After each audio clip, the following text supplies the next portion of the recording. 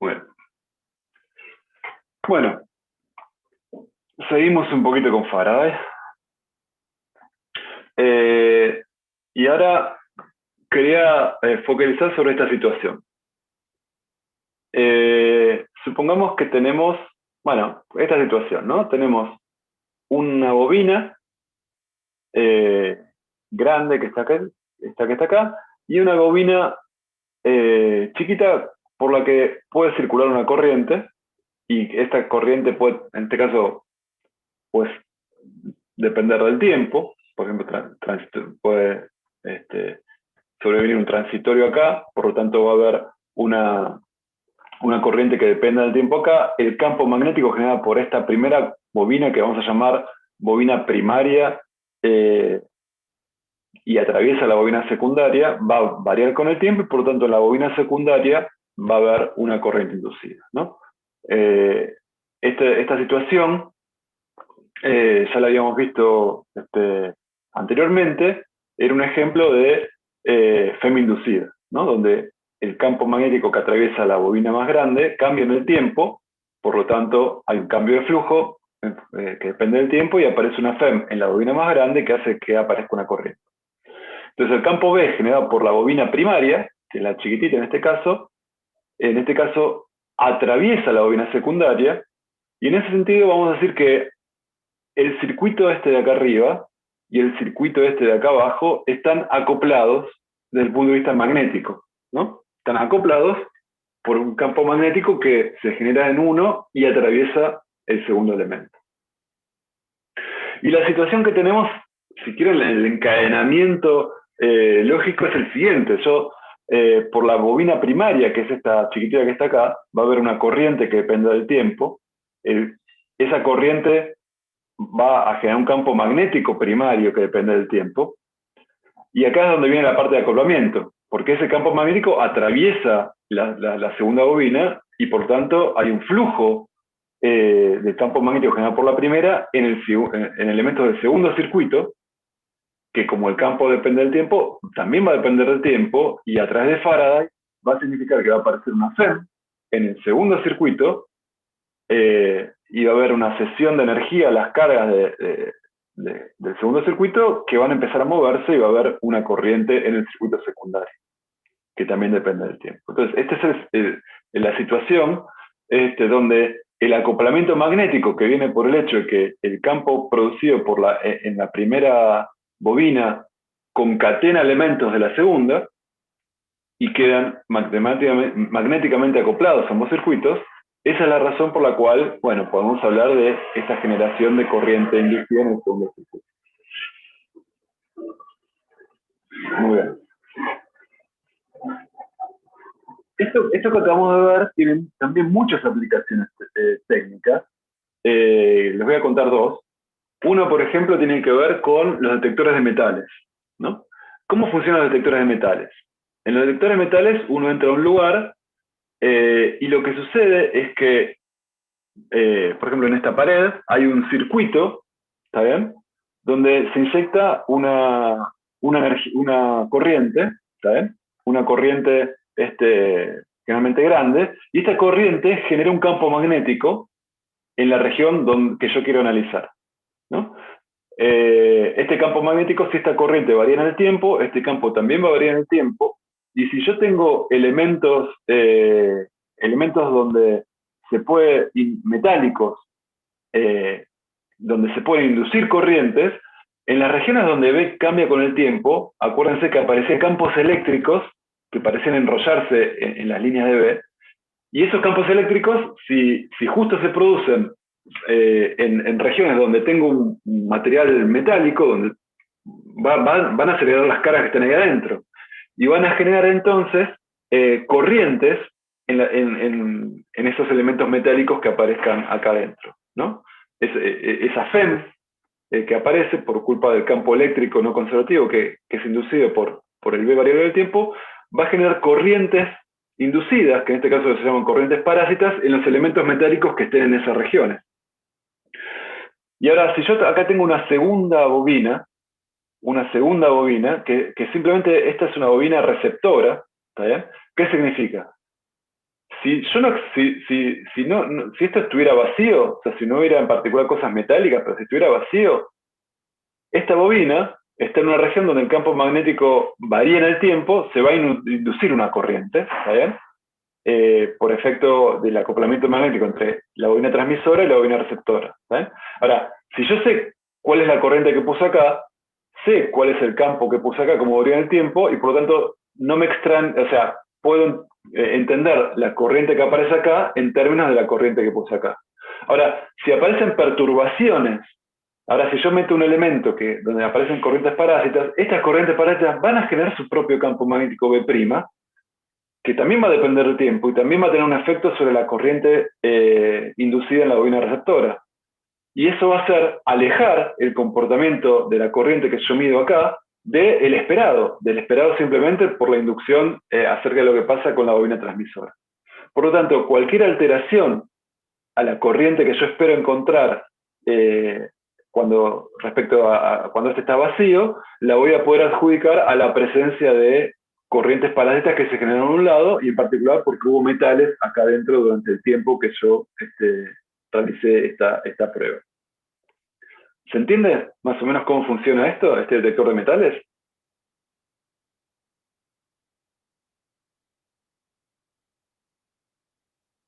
Sí, Almendra, Julián.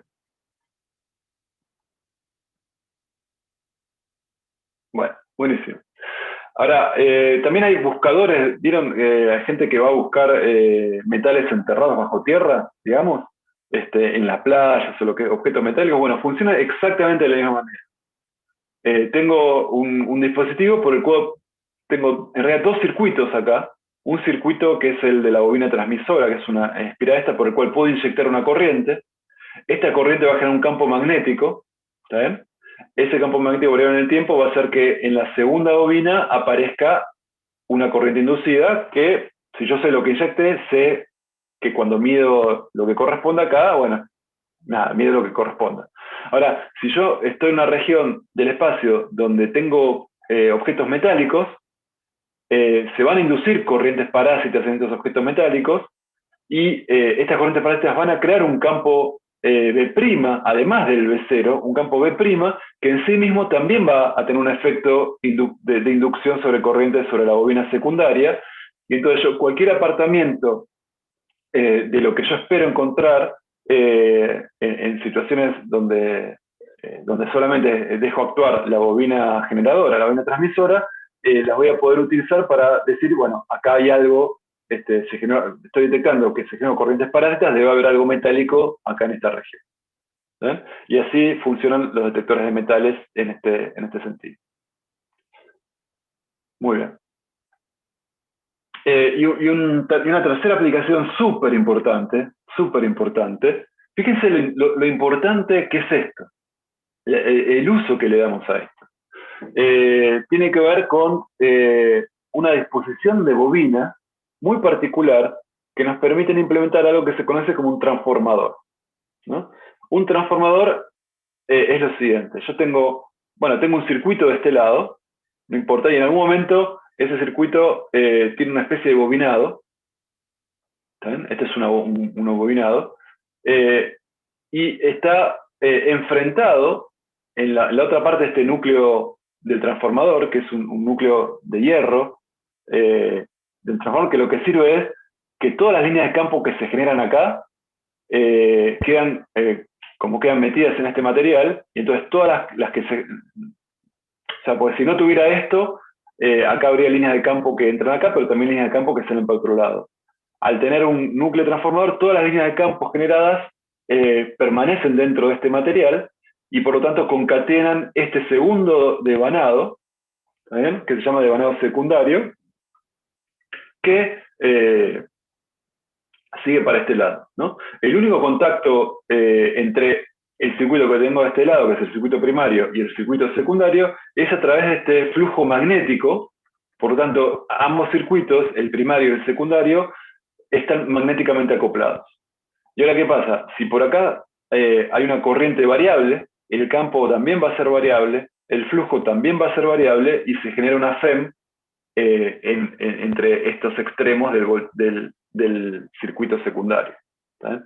Ahora, si ustedes se fijan, el número de vueltas de un lado y del otro es distinto. Acá tengo mucho más vueltas que las que tengo acá. Eso va a hacer, lo vamos a ver un poquito más adelante, eso va a hacer que, bueno, el flujo concatenado no sea el mismo y que por lo tanto,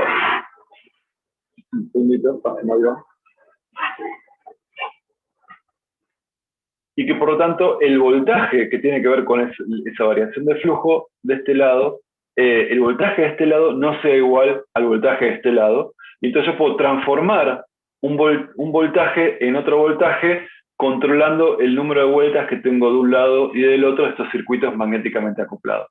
Y así funciona un transformador. Esa es la manera que tiene un transformador de cambiar el voltaje. Llevar el voltaje de 220 a 110 o de 110 a 220, de acuerdo a si tengo más vueltas de un lado que del otro. Eso lo vamos a ver un poquito más adelante.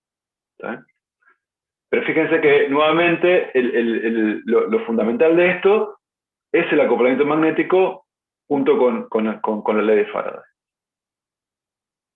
Bueno, el hierro no funciona como conductor eléctrico. No funciona como conductor eléctrico. En este caso, yo tengo cobre y la corriente queda dando vueltas en el circuito del cable de cobre, porque tiene una resistencia mucho menor que la resistencia que le ofrece el circuito de hierro. ¿Tá? Entonces se queda dando vueltas en el circuito original. No hay pérdidas de corriente. Bueno, en un transformador ideal no hay pérdidas de corriente. ¿Está bien? Y lo único que pasa acá es que esto sirve para acoplar magnéticamente a estas dos partes, la primaria y la secundaria. ¿No? ¿Se entiende, no? Porque si yo tengo un paralelo, una situación donde tengo un cable y tengo un paralelo, o sea, la posibilidad de que se vaya para acá o para acá, si una de las dos patas tiene una resistencia mucho más baja que la otra, toda la corriente va a circular por esa pata. Y eso es lo que ocurre acá.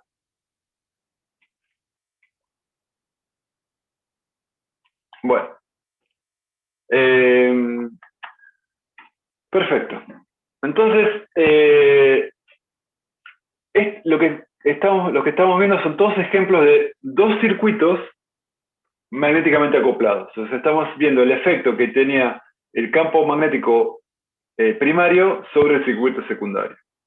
Y ahora me gustaría que estudiemos lo siguiente. Pensemos en que tengo un único circuito. ¿Tá? Fíjense este circuito que está acá, que tiene, bueno, acá hay, supónganse, una resistencia que no dibujé acá, pero en el estacionario ustedes tienen que acá, esto es un cable, ¿no? Es un cable, solo que está enrollado, y por lo tanto acá adentro, ¿se acuerdan que en un cable enrollado, cualquier cable por el que circula corriente, ¿se acuerdan que hay un campo magnético? Lo que pasa es que esta geometría particular del enrollamiento hace que el campo magnético en el interior sea mucho más grande. ¿Está bien? Por eso solo lo dibujo acá adentro. ¿Está bien? En realidad habría un campo magnético, ustedes vieron un campo magnético que genera un hilo y todo eso, ¿no? Pero justamente esta manera, este dispositivo que se llama bobina, sirve justamente para generar campos magnéticos muy intensos en el interior. Por lo tanto, cuando uno dibuja un circuito y se ocupa de estudiar campos magnéticos, en general va a despreciar los campos magnéticos que se generan en otras partes del circuito y se va a concentrar en la parte esta, que es la parte del solenoide, de la bobina. Entonces acá tengo un circuito, como les digo, donde circula una corriente, tengo una FEM, así que circula una corriente, hay una resistencia en un lado, ¿está bien? Y estoy en una situación estacionaria donde, bueno, acá circula una corriente, se genera un campo magnético y tengo esta situación. Ahora, fíjense que todas estas espiras están atravesadas por el campo magnético que esta corriente genera, por lo tanto hay un flujo magnético, que es el flujo de siempre, ¿no? El campo magnético que tengo acá que atraviesa a estas espiras. Y obviamente el campo magnético del que estamos hablando es el campo magnético que genera la misma corriente, ¿no? Por el cual atraviesa estas espiras. Así que este campo magnético es proporcional a la corriente que circula. Si la corriente fuese el doble, este campo sería el doble de intenso. Si fuese la mitad, sería la mitad de intenso. Así que lo que es proporcional ahí es el campo, pero también el flujo, ¿no? Si tengo el doble de corriente, sería el doble de flujo magnético, porque sería el doble de campo. Si fuese la mitad de corriente, sería la mitad de flujo magnético, porque el campo sería la mitad. En definitiva, el flujo va a depender de muchas cosas, que dependen de la geometría, de la orientación, de cuántas vueltas tengo, lo que fuera, pero seguro que va a ser proporcional a la corriente. Y lo que estoy escribiendo acá es eso. Es decir, que no importa, bueno, acá estoy metiendo muchas cosas, pero, y todas esas cosas van a actuar como un factor para la corriente. ¿Saben? Entonces, el flujo magnético concatenado por estas vueltas del solenoide va a ser proporcional a la corriente, y la constante proporcional la llamo L. Y la llamo coeficiente de autoinducción. ¿Saben?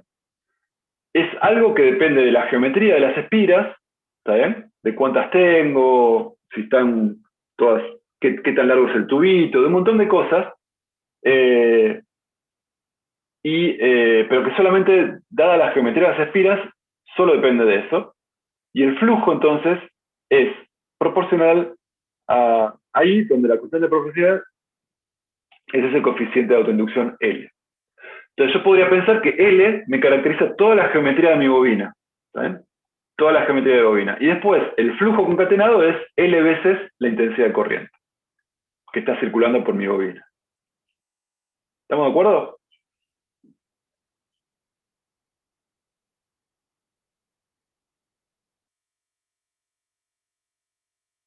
Bueno. Entonces, ¿en qué se miden el coeficiente de autoinducción? Bueno, tiene unidades de qué? Fíjense, tiene unidades de flujo sobre corriente. Tiene unidades de flujo sobre corriente. Así que tiene unidades de Weber sobre Ampere. Y Weber sobre Ampere se llama Henry. Esta es la escala con la que se mide las inductancias. ¿Está? Coeficiente de autoinducción o inductancias. ¿Está? Se miden en Henry. Muy bien. Y lo importante para que noten es que el flujo que concatena las espiras de una inductancia es L veces, que caracteriza la inductancia, y es proporcional a I. Si aumenta el doble, el flujo va a ser el doble, y la constante de proporcionalidad es L. Bueno, ahora, en este caso la situación era que la I era constante, entonces acá el B va a ser constante, ¿está bien? Y el flujo no va a cambiar en el tiempo, porque va a ser L veces la intensidad constante. Ahora, supongamos por un momento que la intensidad no es constante, sino que depende del tiempo. ¿Sí?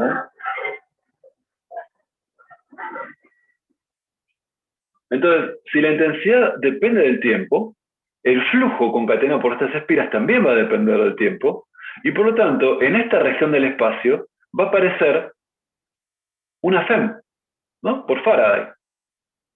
Va a aparecer una FEM autoinducida, si quieren, en el sentido de que una variación en la corriente del circuito hace que sobre el circuito aparezca una FEM autoinducida por Faraday. ¿Está bien? Entonces, y además, esta variación en el tiempo, como es la I la que depende del tiempo, o sea, no es que cambie la geometría ni nada, solo la intensidad cambia en el tiempo, la variación en el tiempo del flujo es directamente L veces la variación en el tiempo de la corriente, por esto que está acá.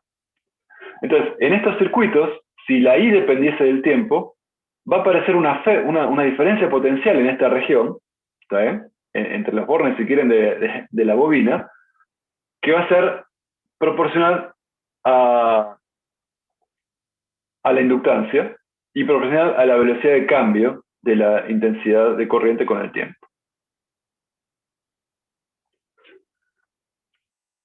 ¿Está bien eso? ¿Me siguen?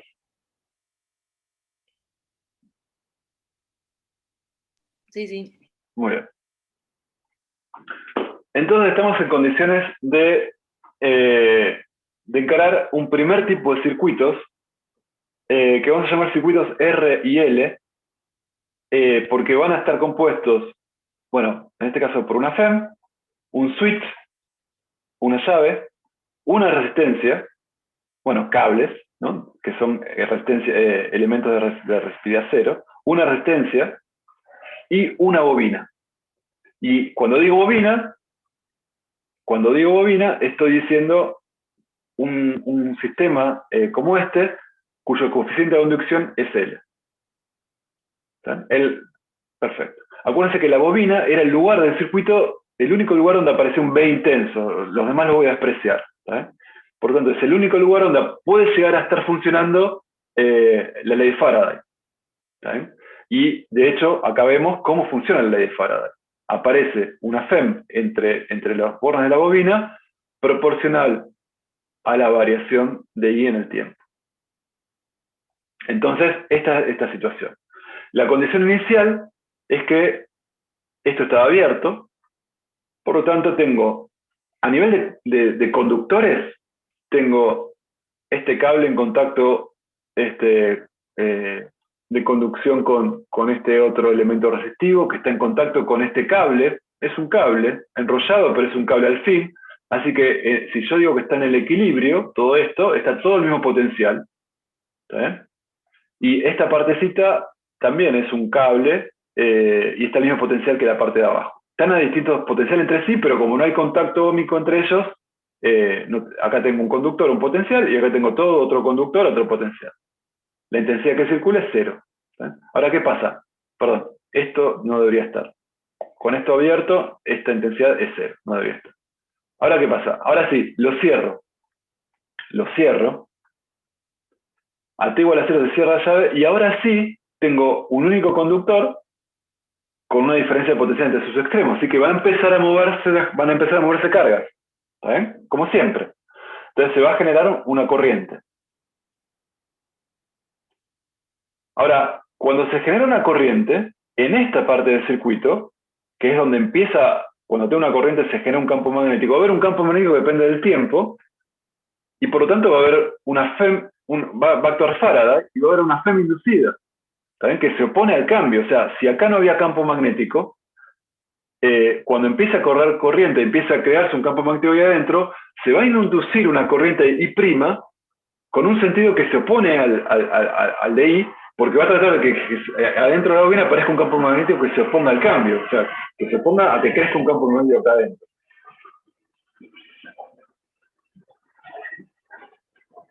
Esta FEM inducida es justamente esta que está acá. Es la FEM que aparece en la bobina. ¿Está bien? Que la voy a tener que tener en cuenta para ver toda esta dinámica que está acá. Muy bien. Entonces, ¿cuál es la ecuación para el circuito? O sea, esto ya lo cerré. Esto ya está acá abajo. Empieza a circular en función del tiempo. Bueno, lo que tiene que pasar es que, fíjense, la diferencia potencial entre los bornes de la resistencia, ¿está bien? Tiene que ser igual a ¿qué? A la diferencia de potencial entre este punto y este punto, más la diferencia de potencial entre este punto y este punto. ¿Estamos de acuerdo? Que la diferencia de potencial acá tiene que ser igual a la diferencia de potencial acá. ¿Eso lo ven? Sí. Bueno, ¿y cuál es la diferencia de potencial por este lado? Bueno, la de la bobina y la de la batería. O sea, la diferencia de potencial entre C y A es la diferencia de potencial acá más la diferencia de potencial acá. Es EL, epsilon L más epsilon. Y eso es la diferencia de potencial entre los bornes al mismo tiempo, es la diferencia de potencial entre los bornes de la resistencia. Que si está circulando una corriente I, esa corriente I tiene que ser igual a I por R. ¿No? Porque esta es la ley de Ohm. Entonces, esta es la ecuación del circuito. Me dice que para todo tiempo tiene que valer esto. Esta es la ecuación del circuito.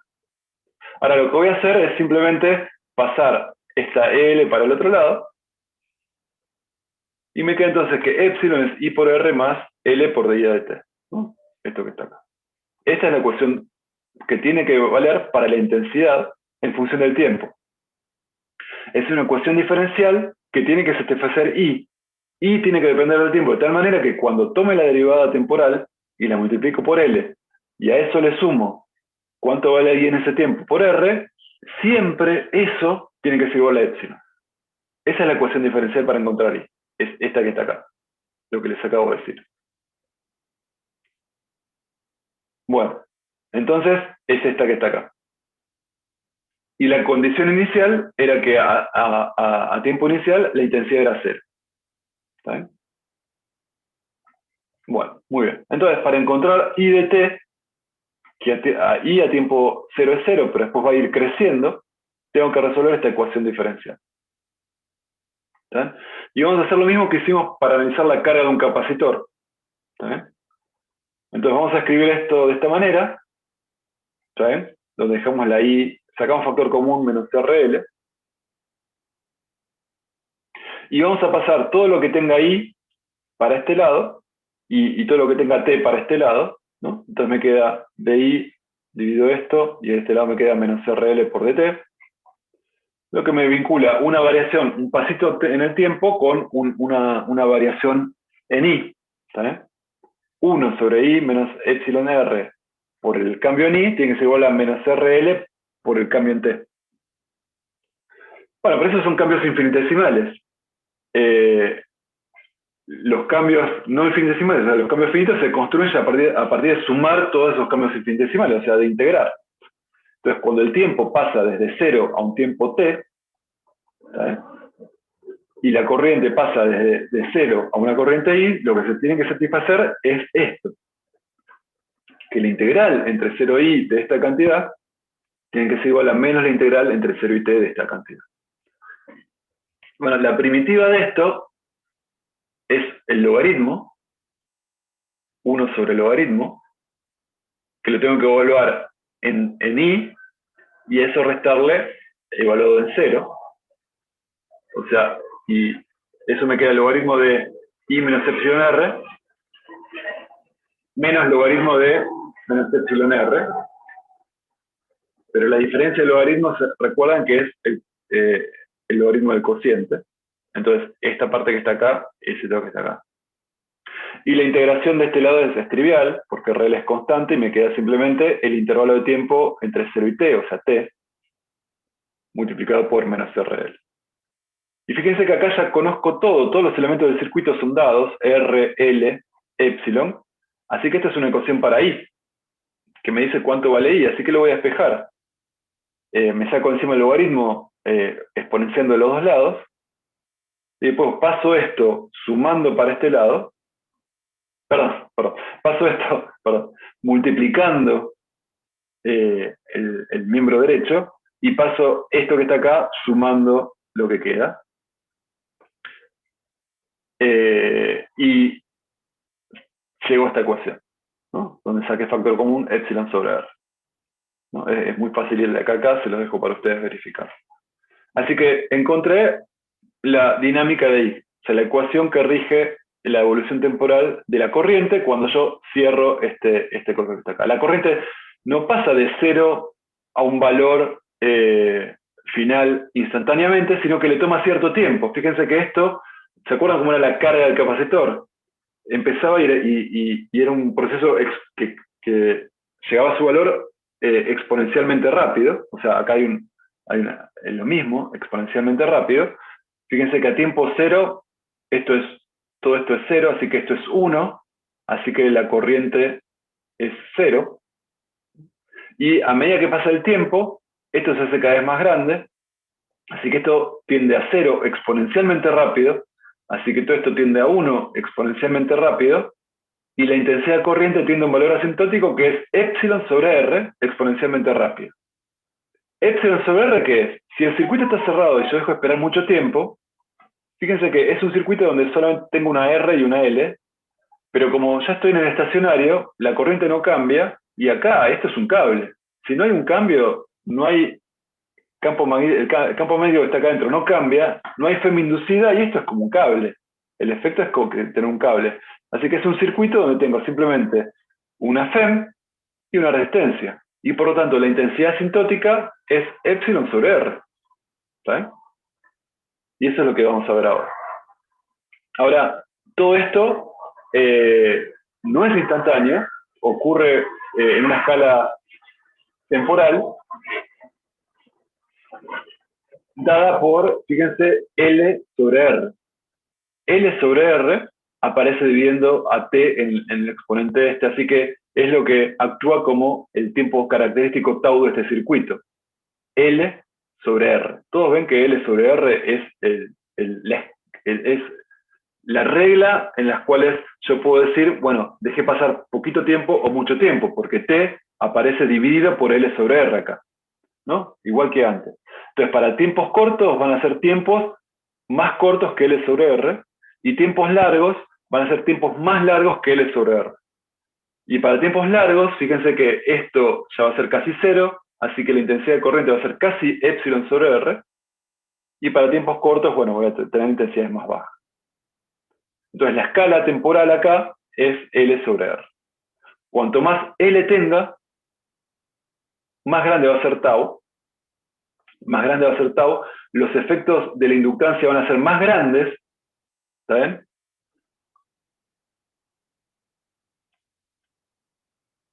Cuanto L sea más grande, las variaciones de flujo van a ser proporcionales a L, así que cuando cambie ahí, L va a ser un factor que lo va a agrandar a esto. Cuanto más grande sea, más grande va a ser la autoinductancia, más se va a oponer al cambio con más tenacidad y va a costar más llegar al asintótico. Por eso crece la escala temporal. Los efectos, si quieren, de inercia frente al cambio van a ser más grandes cuando L es más grande.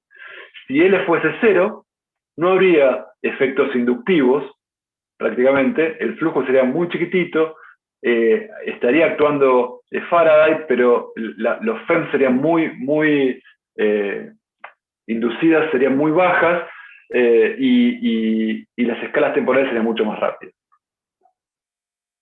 ¿Se entiende un poco cómo juega la bobina por el tema de la escala temporal?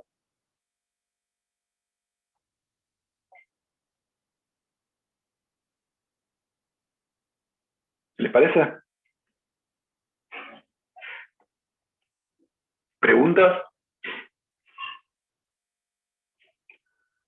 Bueno, muy bien. Entonces, justo tiempo igual a cero, fíjense que justo inicialmente, el tiempo igual a cero, yo salgo de una corriente nula, o sea, justo a tiempo igual a cero, puedo pensar que esta parte no contribuye, porque I es muy chiquitita, y prácticamente la derivada de I es epsilon sobre L, ¿está bien? Esto es muy chiquitito, para tiempos muy cortos, y entonces ven que la corriente crece con una derivada de I que es epsilon sobre L, ese que está acá.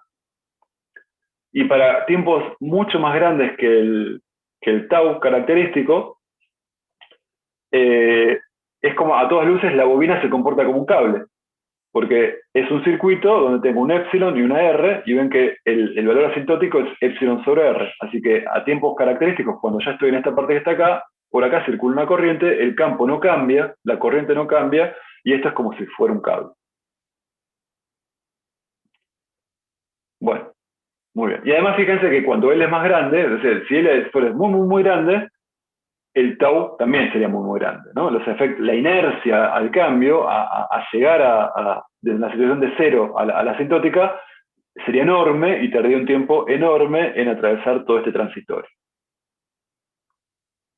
Bueno.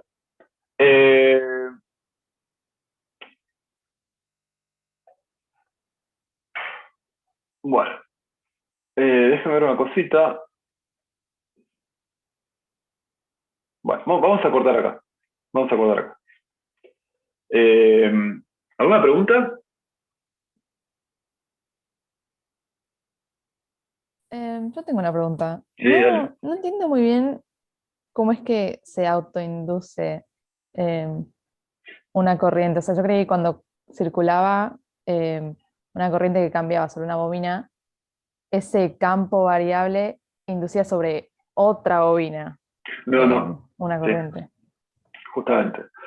Pasa eso cuando tenés circuitos magnéticamente acoplados, ¿no? Por ejemplo, bueno, pero, acá, esto que está acá pasa, ¿no? Y estuvimos viendo muchos ejemplos de esto desde que empezamos a ver Faraday, ¿no? Ahora, eso pasa. Ahora, también pasa esto. También pasa este fenómeno que tiene que ver con que tengo líneas de campo, tengo un campo magnético que atraviesa una cierta parte, una cierta arquitectura de mi circuito en un dispositivo que yo llamé bobina. Entonces, por eso este fenómeno se llama fenómeno de autoinductancia, ¿no? Porque es un efecto del campo generado por la corriente que circula sobre la corriente que circula. ¿Eh? Ahora, la naturaleza de este fenómeno sigue siendo la misma de antes. Sigue siendo que cada vez que yo tengo un cambio de flujo, un B que varía en el tiempo, en este caso un cambio de flujo, que genera un cambio de flujo magnético, va a estar actuando Faraday. ¿Ven? En esta geometría particular, lo un poco extraño y diferente a lo que estuvimos viendo es que nos concentramos en ver qué pasa con el flujo concatenado por una parte del circuito, que es la que genera justamente también el campo magnético B que lo concatena. Pero no importa eso. Cada vez que tengo líneas de campo que varían en el tiempo, voy a tener FEMs inducidas. Lo que pasa es que hasta ahora no le estuvimos prestando atención a este efecto. Ahora nos centramos en este efecto. Y es de exactamente la misma naturaleza de los que venimos laburando. Cada vez que yo tengo una parte del espacio donde B varía y hay un cambio en el flujo concatenado, bueno, tengo que estar atento a que en esa región va a haber una FEM actuando, va a mover cargas y entonces va a generar, por ejemplo, diferencia de potencial entre los bornes de la bobina. Y ahora lo consideramos explícitamente para un circuito. ¿Está bien? O sea que em, el dispositivo que produce el cambio de flujo también como que es afectado por lo que produce, ¿no? Sí, hay un efecto de ese tipo. A ver.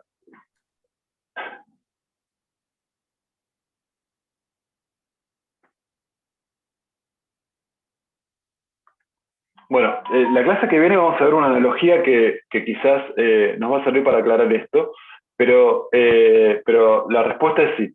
La respuesta es que cuando vos tenés una situación donde la corriente que se genera por el circuito varía, en las partes donde tenías campos generadas por esa corriente, la variación de ese campo va a traer aparejado por Faraday situaciones donde van a aparecer FEMs inducidas que van a afectar a la misma corriente, a la corriente que está circulando por el mismo circuito. Muchas veces esas son situaciones controladas. O sea, cuando ocurre, por ejemplo, en una bobina, bueno, a vos vamos a ver más adelante que te va a interesar generar un campo magnético acá y bueno, vamos a ver situaciones que eso está bien, ¿está bien? Que eso es deseable. Pero también puede ser situaciones parásitas, donde se generan corrientes parásitas que a vos no te... que tenés efectos, se llaman efectos inductivos que te molestan, que te joden, y vos querés diseñar cosas para evitar esos efectos inductivos en regiones donde a vos no te interesa tenerlos. Pero bueno, aparecen porque aparecen por esto, aparecen por este tipo de cosas, porque vos en una región del espacio la corriente varía y eso va a traer aparejado, si tenías un campo magnético suficientemente fuerte, un cambio apreciable de flujo magnético te va a generar un cambio apreciable, una FEM apreciable que te puede llegar a afectar en tu circuito. Pero sí, efectivamente esto es tan físicamente natural como lo que estuvimos viendo al principio de la clase, porque forma parte de la misma ley de Faraday. Ok, gracias. Bueno, muy bien.